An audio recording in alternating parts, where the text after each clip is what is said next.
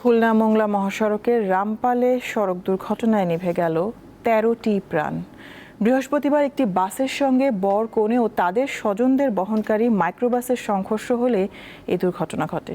বেঁচে নেই বর ও কনে, নিহতদের মধ্যে দুটি শিশু রয়েছে। হাতে মেহেদি, গায়ে বেনারসি শাড়ি আর গলায় গহনা, কিন্তু করা হলো না স্বামীর সংসার।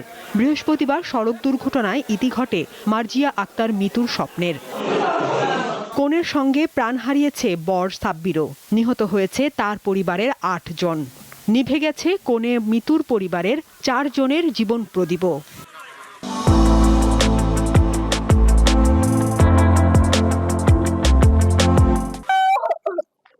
খুলনার কয়রা উপজেলার নকশায় মিতুর বাড়িতে তার বিয়ে হয়। নববধূর শ্বশুরবাড়ি মংলার শেলাবনিয়ায়। বিয়ের পর তারা মাইক্রোবাসে সেখানে যাচ্ছিলেন। দুপুর ৩টার দিকে খুলনা মংলা মহাসড়কে তাদের বহনকারী গাড়িটির সঙ্গে একটি বাসের সংঘর্ষ ঘটে। ঘটনাস্থলে ৪ জন নিহত হন। নৌবাহিনীর গাড়িটি অ্যাক্সিডেন্ট করে সে নতুন বউ সহ তারা মোট ১২ জন ফ্যামিলি মারা গেছে। তখন আমরা দৌড়াই তার বাসায় আসলে শুনি ভাবির কাছে যে ভাবি, তখন সে তো খবর জানে না। তো মানে ২-১ জন মনে হয় কোনো রকম আছে, আর বাকিগুলো জায়গায় শেষ।